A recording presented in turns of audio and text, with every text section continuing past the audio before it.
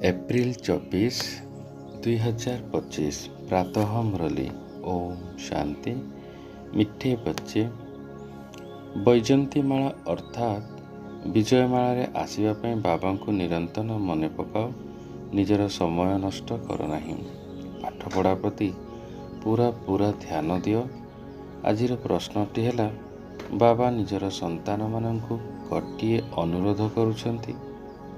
उत्तरटी है, बाबा यही अनुरोध करुछंती, मिठा मिठा पिला माने भल भाव पाठ पढ़, बाबांकर इज्जत रख, एपरी कौन खराब काम कर नहीं जहाद्वारा बाबांकर नाम बदनाम हेब। सत्य पिता, सत्य शिक्षक, सद्गुरुंकर केबे हेले निंदा करा नहीं। प्रतिष्ठा कर जे पर्यंत पाठपढ़ा चली से पर्यंत पवित्र निश्चित रहिब। आजिर गीतटी है, तुम्हें पाके हमें जहाँ पालिया है। ओम शांति।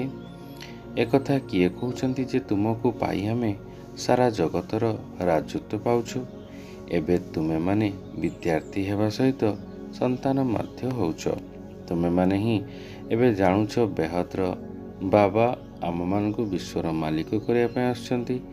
तांको सम्मुखरे बसी आमे माने राजयोग शिखुछु, अर्थात विश्वर दिमुकुटधारी राज्य कुमार कुमारी हेबा पाई एठाकु पाठ पढ़िबाकु आसीछु।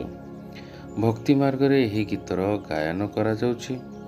बुद्धि बल द्वारा आमे तो माने जानुछ जे आमे विश्वर महाराजा महाराणी हेबु। बाबा ज्ञानर सागर परम शिक्षक आत्मा मानकु पाठ पढ़ाउछंती। आत्मा एही शरीर रूपी कर्मेन्द्रिय द्वारा जानिछि जे आमे बाबांको ठारू विश्वर दिमुकुटधारी राजकुमार राजकुमारी हेबा पाई पाठशाला रे आसीछु। तेणु तुम मानकर केते निशा रहिबा उचित। तेणु निज मन को पचार, आम विद्यार्थी मानक पाखरे एतिकी निशा रही। यह कौन नुआ कथा भी नुहे। आमे कल्प कल्प विश्वर क्राउन प्रिंस प्रिंसेस हेबापाई बाबा को पाखक आसीचु। सही जो बाबा पिता पिता भी अटंती एवं शिक्षक मध्य अटंती। जदि बाबा पचारुछंती तेबे समस्ते कहउछंती जे आमे सूर्यवंशी क्राउन प्रिंस प्रिंसेस अथवा लक्ष्मी नारायण हेबु। तेणु निजर मन को पचारिबा उचित। आमे सेहीपरि पुरुषार्थ करुछु। बेहद्र बाबा जी स्वर्गर संपत्ति देवाकू आसचंती। से आमर पिता शिक्षक गुरु मध्य अटंती। तेणु सर्वोच्च संपत्ति मध्य निश्चय हेउथिबो। तेबे निजको देखिबा दरकार। मोर एतिकी खुशी रहउछि कि आजी जो पाठ मु पढ़ुछि काली मुकुटधारी राजकुमार हेबी। काईकि ना यह संगम अटे ना। वर्तमान तुम माने ए पारी रे अछ, पुणी से पारी थिबो। स्वर्ग को जीवा पाई पाठ पढ़ुछ। सेठाकु आमे सर्वगुण संपन्न षोल कला संपन्न होइथिबो।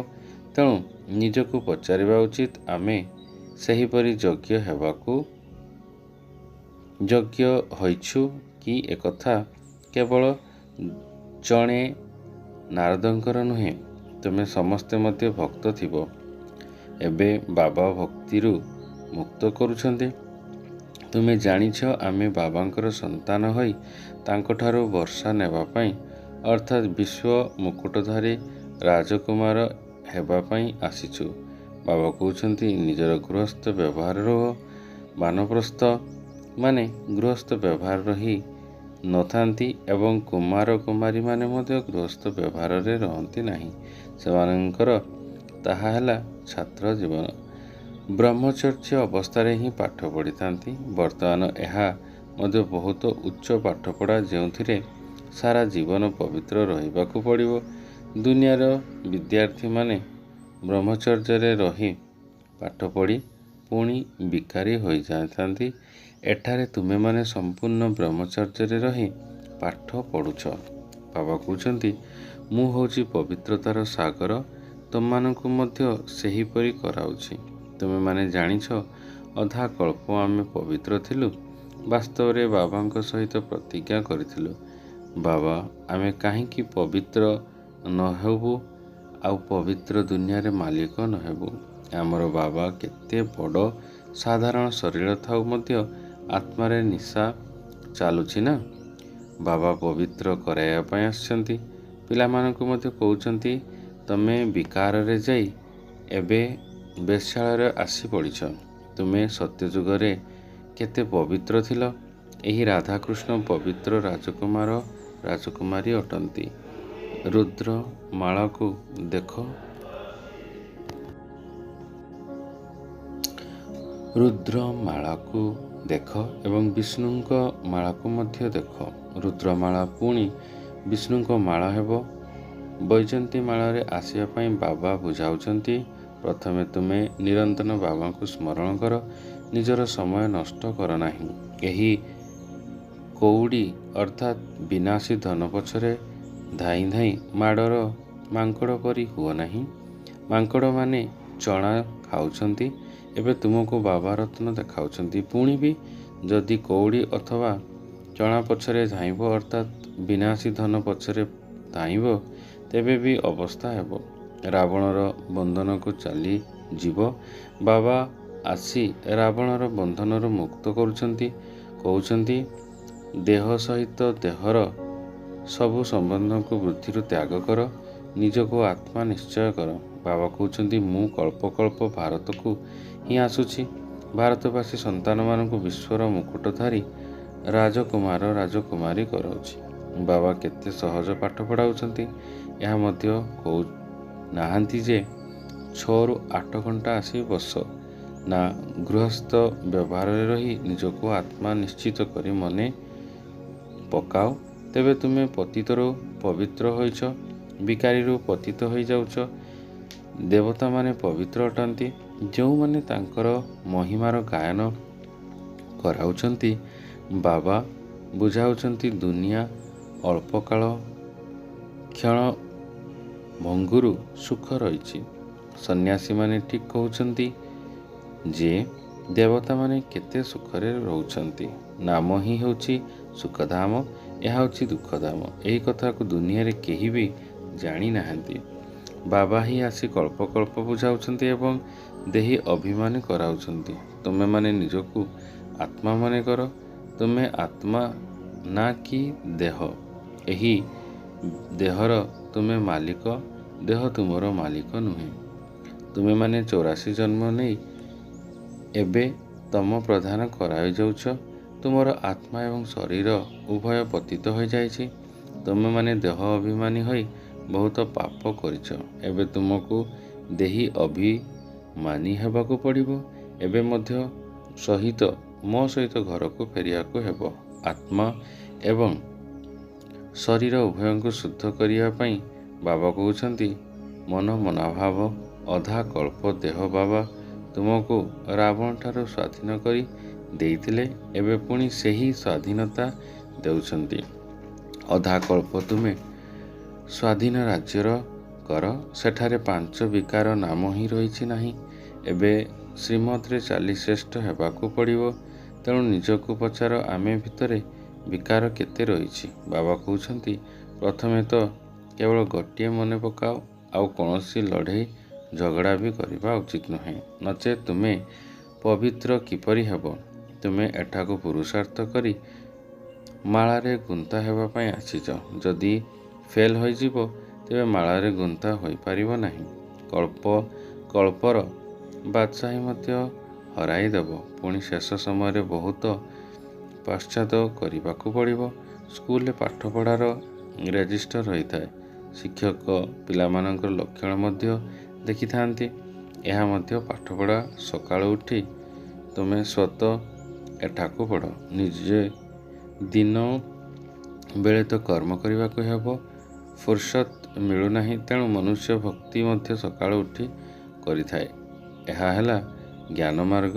ଭକ୍ତିରେ ମଧ୍ୟ ପୂଜା କରୁ କରୁ ବୁଦ୍ଧିରେ କେହି ଦେହଧାରୀମାନଙ୍କର ସ୍ମୃତି ଆସିଥାଏ। ଏଠାରେ ମଧ୍ୟ ତୁମେମାନେ ବାବାଙ୍କୁ ମନେ ପକାଇବାରେ ସମୟରେ ଧନ୍ଦା ଆଦି ମନେ ପଡ଼ିଯାଉଛି। ତେବେ ଯେତେ ତୁମେ ବାବାଙ୍କ ସ୍ମୃତିରେ ରହିବ, ସେତେ ସେତେ ପାପ ମଧ୍ୟ କଟିବାକୁ ଲାଗିବ। ତୁମେମାନେ ଯେତେବେଳେ ପୁରୁଷାର୍ଥ କରି ଗୋଟିଏ ସମ୍ପୂର୍ଣ୍ଣ ପବିତ୍ର ହୋଇଯିବ, ସେତେବେଳେ ଏହି ମାଳା ତିଆରି ହେବ। ଯଦି ପୁରା ପୁରୁଷାର୍ଥ ନ କରିବ, ତେବେ ପ୍ରଜାରେ ଚାଲିଯିବ। ଯଦି ଭଲ ଭାବରେ ବାବାଙ୍କ ସହିତ ଯୋଗ ଲଗାଇବ, ପାଠ ପଢ଼ିବ, ନିଜର ସବୁକିଛି ଭବିଷ୍ୟତ ପାଇଁ ଟ୍ରାନ୍ସଫର କରିବ, ତେବେ ଭବିଷ୍ୟତରେ ସବୁକିଛି ମିଳିଯିବ। ତମମାନେ ଯାହା କିଛି ଈଶ୍ୱର ଅର୍ଥେ ଦେଉଛ, ପରଜନ୍ମରେ ତାହାର ରିଟର୍ଣ୍ଣ ମିଳୁଛି ନାହିଁ। ଏବେ ବାବା କହୁଛନ୍ତି, ମୁଁ ଡାଇରେକ୍ଟ ଆସିଛି। ତମେ ଯାହା କିଛି କରୁଛ ସବୁ ନିଜ ପାଇଁ। ମନୁଷ୍ୟ ଦାନ ପୁଣ୍ୟ କରୁଛି, ତାହା ହେଉଛି ଇନଡାଇରେକ୍ଟ। ବର୍ତ୍ତମାନ ତୁମେ ବାବାଙ୍କର ସହଯୋଗୀ ହେଉଛ। ଜାଣିଛ, ଏହି ପଇସା ସବୁ ମାଟିରେ ମିଶିଯିବ। ତେଣୁ କାହିଁକି ଆମେ ବାବାଙ୍କର ସହଯୋଗୀ ନ ହେବା? ନଚେତ୍ ବାବା ରାଜଧାନୀ କିପରି ସ୍ଥାପନ କରିବେ? ନା ତାଙ୍କର କୌଣସି ସେବା ବଳ ଆଦି ଅଛି, ନା ହତିଆର ଅଛି। ସବୁକିଛି ଗୁପ୍ତ। ଯେପରି କନ୍ୟାକୁ କେହି କେହି ଗୁପ୍ତରେ ଯୌତୁକ ଦେଉଛନ୍ତି, ପେଟି ବନ୍ଦ କରି କନ୍ୟା ହାତରେ ଚାବି ଦେଉଛନ୍ତି, ସେହି କେହି କେହି ତ ବହୁତ ଶୋ କରନ୍ତି, କେହି ଗୁପ୍ତରେ ଦେଇଥାନ୍ତି। ବାବା ମଧ୍ୟ କହୁଛନ୍ତି, ତୁମେମାନେ ସବୁ ହେଉଛ ଜନନୀ ସଜନୀ। ମୁଁ ତୁମମାନଙ୍କୁ ବିଶ୍ୱର ମାଲିକ କରାଇବାକୁ ଆସିଛି। ତୁମେ ଗୁପ୍ତରେ ମୋ ସାହାଯ୍ୟ କରୁଛ। ଏକଥା ମଧ୍ୟ ଆସିଛି, ବାହାରର ଆକର୍ଷଣ ଆଡ଼ମ୍ବର କିଛି ହେଲେ ନାହିଁ। ଏହା ହେଉଛି ବିକାରୀ ପତିତ ଦୁନିଆ। ମୁଁ ବି ସୃଷ୍ଟିର ବୁଦ୍ଧି ନିଶ୍ଚୟ ହେବ। ଆତ୍ମାମାନଙ୍କୁ ନିଶ୍ଚୟ ହେବାକୁ ଆସିବାକୁ ପଡ଼ିବ। ଆମକୁ ଆହୁରି ଜନ୍ମସଂଖ୍ୟା ବୃଦ୍ଧି ହେବ। ଏକଥା ମଧ୍ୟ କହୁଛନ୍ତି ଯେ ସେହି ହିସାବରେ ପୁରା ଶସ୍ୟ ଉତ୍ପନ୍ନ ହେବ ନାହିଁ। ଏବେ ସମସ୍ତଙ୍କର ଆସୁରୀ ବୁଦ୍ଧି ହୋଇଯାଇଛି। ତୁମମାନଙ୍କୁ ବର୍ତ୍ତମାନ ଶରୀରର ବୁଦ୍ଧି ମିଳୁଛି। ବର୍ତ୍ତମାନ ପାଠ ପଢ଼ାଉଛନ୍ତି, ତେଣୁ ତାଙ୍କର କେତେ ସମ୍ମାନ ରଖିବା ଦରକାର।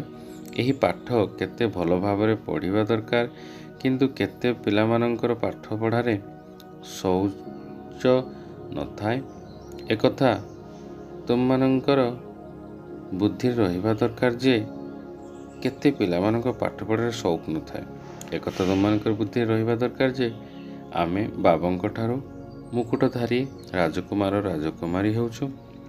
ଏବେ ବାବା କହୁଛନ୍ତି, ମୋ ମତରେ ଚାଲ, ମୋତେ ମନେ ପକାଅ। ବାବା ବାରମ୍ବାର କହୁଛନ୍ତି, ଆମେ ଭୁଲି ଯାଉଛୁ।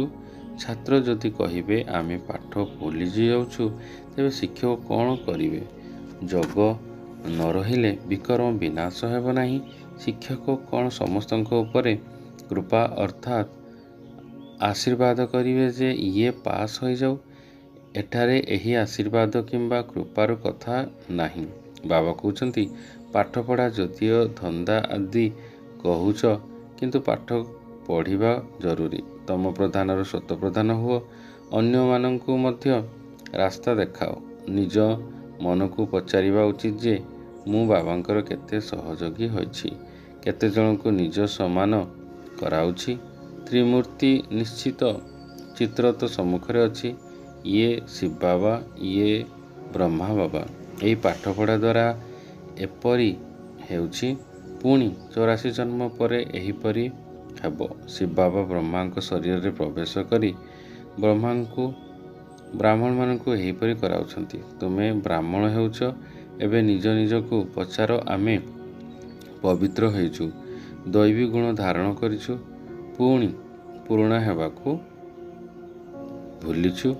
ଏହା ହେଲା ପୁରୁଣା ଜୋତା ଅର୍ଥାତ୍ ପୁରୁଣା ଶରୀର। ଆତ୍ମା ପବିତ୍ର ହୋଇଗଲେ ଜୋତା ମଧ୍ୟ ଫାର୍ଷ୍ଟ କ୍ଲାସ୍ ମିଳିବ। ଏହି ପୁରୁଣା ଶରୀର ଛାଡ଼ି ନୂଆ ଶରୀର ଧାରଣ କରି ଏହି ଚକ୍ର ପୁଣି ଚାଲିଛି। ଆଜି ପୁରୁଣା ଜୋତାରେ ଅଛ, କାଲି ଏଭଳି ଦେବତା ହେବ। ବାବାଙ୍କ ଦ୍ୱାରା ଭବିଷ୍ୟତ ଅଧାକଳ୍ପ ନିମନ୍ତେ ବିଶ୍ୱର କ୍ରାଉନ୍ ରାଜକୁମାର ହେଉଛ। ସେହି ରାଜତ୍ୱକୁ ଆମ ଠାରୁ କେହି ମଧ୍ୟ ଉଠାଇ ଛଡ଼ାଇ ନେଇପାରିବେ ନାହିଁ। ତେଣୁ ବାବାଙ୍କ ଶ୍ରୀମତରେ ଚାଲିବା ଦରକାର ଯେ ତମେ ନିଜକୁ ପଚାର, ଆମେ କେତେ ବାବାଙ୍କ ସ୍ମୃତିରେ ରହୁଛୁ, କେତେ ସ୍ୱଦର୍ଶନ ଚକ୍ରଧାରୀ ହେଉଛୁ, ଏବଂ ଅନ୍ୟମାନଙ୍କୁ କରାଉଛୁ। ଯିଏ କହିବ କରିବ ସିଏ ପାଇବ। ବାବା ପ୍ରତିଦିନ ପାଠ ପଢ଼ାଉଛନ୍ତି ସମସ୍ତଙ୍କୁ। ପାଠ ପାଖକୁ ମୁରଲି ମଧ୍ୟ ଯାଉଛି। ଆଚ୍ଛା ମିଳିଲେ ଆଚ୍ଛା ନ ମିଳିଲେ ବି 7 ଦିନ ବିକର୍ମ ମିଳିଗଲା ନା। ବୁଦ୍ଧିର ଜ୍ଞାନ ଆସିଗଲା। ଆରମ୍ଭରେ ଭଟ୍ଟି ହେଉଥିଲା, ପୁଣି କେହି କଞ୍ଚା କେହି ପକ୍କା ହୋଇ ବାହାରିଲେ କାହିଁକି ନା ମାୟାର ତୋଫାନ ମଧ୍ୟ ଆସୁଛି ନା। 6ରୁ 8 ମାସ ପୂର୍ବରୁ ହୋଇ ପୁଣି ଦେହ ଅଭିମାନରେ ଆସି ନିଜର ସର୍ବନାଶ କରି ଦେଉଛନ୍ତି। ମାୟା ବହୁତ ଜବରଦସ୍ତ ଅଟେ। ଅଧା କଳ୍ପ ମାୟାଠାରୁ ହାରିଛ। ଯଦି ଏବେ ବି ହାରିଯିବ ତେବେ ନିଜର ପଦ ହରାଇବ। କ୍ରମାନୁସାରେ ପଦ ବହୁତ ରହିଛି ନା। କେହି ରାଜା ରାଣୀ, କେହି ମନ୍ତ୍ରୀ, କେହି ପ୍ରଜା, କାହାର ହୀରା ନୀଳାର ମହଲ ଥିବ। ପ୍ରଜାର ମଧ୍ୟ କେହି ବହୁତ ସାହୁକାର ହୋଇଥାନ୍ତି, ତାଙ୍କର ମଧ୍ୟ ହୀରା ନୀଳାର ମହଲ ରହିଥିବ। ଏଠାରେ ମଧ୍ୟ ଦେଖ ରାଜାମାନେ ମଧ୍ୟ ପ୍ରଜାମାନଙ୍କ ଠାରୁ କରଜ ନେଉଛନ୍ତି। ତେବେ ପ୍ରଜା ସାହୁକାର ହେଲେ ନା ରାଜା। ଗୋଟିଏ କାହାଣୀ ରହିଛି ଅନ୍ଧେର ନଗରୀ। ଏହା ବର୍ତ୍ତମାନର କଥା। ଏବେ ତୁମକୁ ନିଶ୍ଚିତ ରହିବା ଦରକାର ଯେ ଆମେ ବିଶ୍ୱର କ୍ରାଉନ ପ୍ରିନ୍ସ ହେବା ପାଇଁ ପାଠ ପଢ଼ୁଛୁ। ଆମେ ବାରିଷ୍ଟର ହେବା ଅଥବା ଇଞ୍ଜିନିୟର ହେବୁ ଏକଥା କେବେ ସ୍କୁଲରେ କ'ଣ ଭୁଲି ଯାଉଛନ୍ତି? କିନ୍ତୁ ଏଠାରେ କେହି ଚାଲୁ ଚାଲୁ ମାୟାର ତୋଫାନ ଲାଗିବା ଦରକାର ପାଠପଢ଼ାକୁ ମଧ୍ୟ ଛାଡ଼ି ଦିଅନ୍ତି। ବାବା ସନ୍ତାନମାନଙ୍କୁ ଗୋଟିଏ ଅନୁରୋଧ କରୁଛନ୍ତି। ଅମୃତ ସନ୍ତାନମାନେ ଭଲ ଭାବରେ ପାଠ ପଢ଼ିଲେ ଭଲ ପଦ ପାଇପାରିବ। ବାବାଙ୍କର ଉଚ୍ଚତ ରଖ। ଯଦି ଆମେ ଏପରି ଖରାପ କାମ କରିଲେ ତେବେ ବାବାଙ୍କର ନାମ ବଦନାମ କରିଦେବ। ସତ୍ୟ ପିତା, ସତ୍ୟ ଶିକ୍ଷକ, ସଦ୍ଗୁରୁଙ୍କର ନିନ୍ଦା କରୁଥିବା ଆତ୍ମା ଉଚ୍ଚ ପଦ ପାଇପାରିବେ ନାହିଁ। ବର୍ତ୍ତମାନ ତୁମେ ହୀରା ତୁଲ୍ୟ ହେଉଛ, ତେଣୁ କଉଡ଼ି ପଛରେ ପଢ଼ିବା ଉଚିତ ନୁହେଁ। ବ୍ରହ୍ମା ବାବାଙ୍କୁ ସାକ୍ଷାତକାର ହେଲା ଏବଂ ତୁରନ୍ତ କଉଡ଼ିକୁ ଛାଡ଼ି ଦେଉଛ। କହିଲେ, ଆରେ 21 ଜନ୍ମ ପାଇଁ ବାଦଶାହୀ ମିଳୁଛି, ପୁଣି ଏହାକୁ କ'ଣ କରିବି? ସବୁ ଦେଇଥିଲେ। ଆମେ ତ ବିଶ୍ୱର ରାଜତ୍ୱ ପ୍ରାପ୍ତ କରୁଛୁ ଏକଥା ମଧ୍ୟ ଜାଣିଛ। ବିନାଶ ହେବାର ଅଛି। ଯଦି ଏବେ ତ ପଢ଼ିବ ତେବେ ଟୁ ଲେଟ୍ ହୋଇଯିବ। ପରେ ପୁଣି ପଶ୍ଚାତାପ କରିବାକୁ ପଡ଼ିବ। ପିଲାମାନଙ୍କୁ ସବୁ ସାକ୍ଷାତକାର ହେବ। ବାବା କହୁଛନ୍ତି ତୁମେ ଡାକୁଛ ମଧ୍ୟ, ହେ ପତିତ ପାବନ ଆସ।